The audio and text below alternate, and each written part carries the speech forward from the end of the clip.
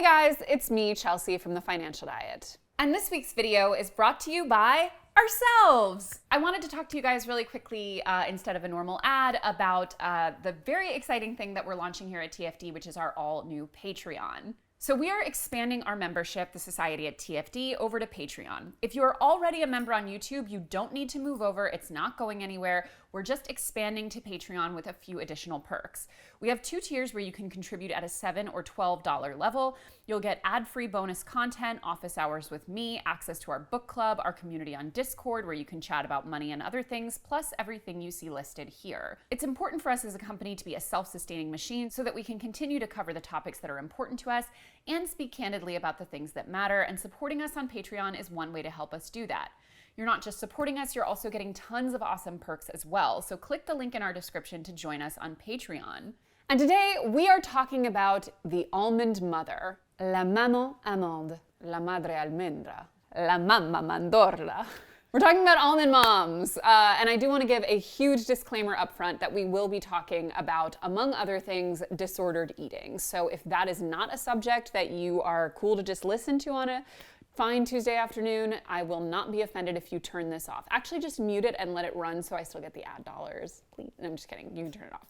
But I wanted to talk about almond moms today because almond moms are having a bit of a moment in terms of the discourse. And as of this writing, videos under the almond mom search on TikTok have over 940 million views. There is some debate around the origin, but I must, as a Real Housewives historian, give particular credit to a 2013 Real Housewives of Beverly Hills clips, which resurfaced of Yolanda Hadid telling her daughter Gigi to, quote, have a couple of almonds and chew them really well when Gigi said she was feeling weak. Now, anyone who is familiar with that show knows that Yolanda telling her then relatively unknown, now world-famous daughters Bella and Gigi Hadid not to eat in various forms was a real staple of that show, and looking back, unbelievably problematic. But it was really that almond quote in particular that gained a sort of cult status. And while the name Almond Mom was inspired by this moment, it's taken off because of how relatable it is to so many people who are not supermodels. I was personally lucky not to, but many of us grew up with parents, and particularly mothers, who would intentionally or otherwise encourage unhealthy eating habits.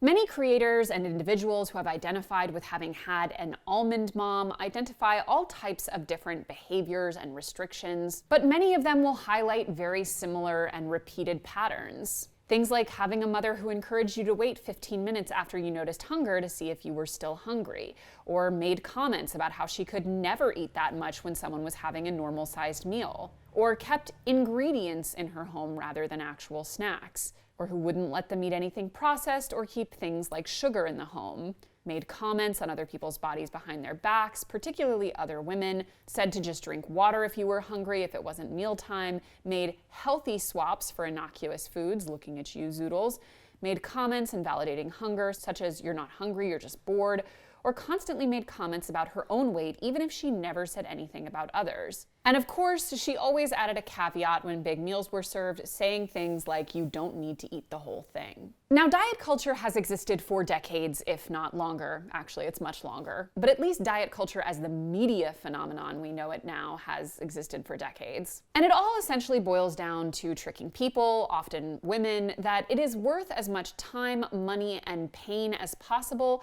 to get down to a certain size at any cost. According to Christy Harrison, a registered dietitian and host of the popular podcast Food Psych, diet culture is a system of beliefs that, amongst other aims, worships thinness and equates it to health and moral virtue, and promotes weight loss as a means of attaining higher status, and demonizes certain ways of eating while elevating others. And the thing about the almond mom examples is that these moms aren't necessarily following a specific diet. Rather, all of their behaviors are aimed at trying to make every decision the healthiest one possible, often through an extremely warped idea of healthy. For example, many of us who grew up in the 90s remember the high-carb, low-fat obsession that basically had every suburban mom in a chokehold. We now look back at those foods and know that they weren't at all the healthiest choices, but they still were passed under that guise of health. And today, in many cases, it's out of fashion or at least considered mildly problematic to just explicitly talk about how you're doing something to lose weight. Rather, we have often defaulted to talking about things in terms of wellness, which among other things has the benefit of being a completely vague and scientifically meaningless phrase, which can mean essentially anything the person wants it to mean at a given time. I just want to be healthy is more socially acceptable and noble sounding than I want to lose weight, yet even under our now dominant wellness culture, having an ideal body is still the desired outcome. If the way you look communicates that you are healthy to others, regardless of whether that's actually true, that means that you are good at healthy living. And just like diet culture of diets past, wellness culture is still preying on your insecurities to try and sell us things. Juice cleanses, supplements, specialty meal plans, and things like it are not really all that different from the slim fast shakes and grapefruit diets of yore. And consulting firm McKinsey estimates that the wellness industry is valued at about $1.5 trillion, literally 1,500 times what the romance publishing industry is worth, my favorite metric. Wellness culture, above all, sells us the idea that being healthy is a virtue, even when in many cases it's literally not even under our control. For example, a person who has been diagnosed with cancer, are they somehow suddenly less virtuous? But it also conflates wellness in more subtle, implied ways with the same old thinness that we've always been sold, even if often people are at their least healthy when they're at their most thin. As one article in Bon Appetit put it, in recent years, the ketogenic and Paleolithic diets have gained traction. The former is to force your body into ketosis, a fat-burning metabolic state, and the aim of the latter is to eat, well, like a caveman. We claim that these changes are for our health, that we have merely discovered ways to optimize our bodies based on their evolutionary needs, but ignore how food practices come in waves of fads, too. Sure, paleo sounds sensible biologically, but it's no coincidence that it demonizes carbohydrates, from potatoes to lentils to grains, in a post-Atkins world. And it's no surprise that with the constantly moving and meaningless goalposts of things like wellness and the obsession with thinness that we're not allowed to talk about yet we're still constantly told to aspire to, it's no surprise that often these two things can come together in the form of orthorexia. Orthorexia nervosa is, quote, best summarized as an obsession with healthy eating with associated restrictive behaviors. And research has found that social media use is linked with higher instances of orthorexia. Quote, the healthy eating community on Instagram has a high prevalence of orthorexia symptoms, with higher Instagram use being linked to increased symptoms. And when we're constantly being sold the idea that we must always be choosing the healthiest possible option, it's important to not just interrogate whether or not that option actually is healthy in terms of the impact on our bodies, but also for whom we're trying to aspire to this dubious notion of health. Is it for how it actually makes our bodies feel, or is it for how it looks in a posed photo? Orthorexia and the influence of wellness culture are also really harmful for people recovering from other eating disorders. As one article put it, the goal of any eating disorder recovery is to establish flexibility, to find the joy and pleasure in eating again, to honor both your taste buds and your health. No one food or single meal is going to have a detrimental impact on your health. However, sticking to rigid rules, deeming foods good or bad, and depriving yourself of the satisfying experiences foods can bring us can and will be detrimental. Now, many of these TikToks and other pieces of content on the internet making fun of the almond mom phenomenon treat it as something to laugh off to an extent. But the dynamics of parents instilling disordered eating habits in their children is absolutely nothing to make light of. And of course, there is no one definitive cause of disordered eating, and studies that attempt to locate them are usually more corollary than causational. But that being said, for most children, their parents are their first big source of influence around things like how they relate to the world around them, and specifically, for example, something you do multiple times a day, eating food. And plenty of parental behaviors are shown to correlate with disordered eating in their children, even if they're not outright fat shaming. A lot of almond mom behavior seems to be one iteration of helicopter parenting, and that lack of autonomy in children can be harmful. As certified eating disorder specialist Chelsea Fielder-Jenks writes, daughters are more likely to be dissatisfied with their bodies when their mother feels that they do not have a right to autonomy, as well as if their mother finds it important that their relationship lacks boundaries. Additionally, it's estimated that between 50 to 80% of eating disorder risk is due to genetics, so if someone's mom or other family member displayed disordered eating habits, they are more likely to develop them too. Now, it makes total sense that people would be taking to social media to commiserate about experiences that they used to internalize as normal and now want to firmly establish are not and should not continue, but there can also be an element of jokiness in it that makes us take these things a little bit less seriously than they should be. Because even people who mean well in the way that they relate to food and health and wellness can unintentionally become almond moms, or if, like myself, they are not planning to have children, almond ladies, almond aunties, I'm being told is a good moniker. I want to be the croissant auntie. I want to be the let's get an extra order of pancakes for the table auntie. I'm the root beer float auntie.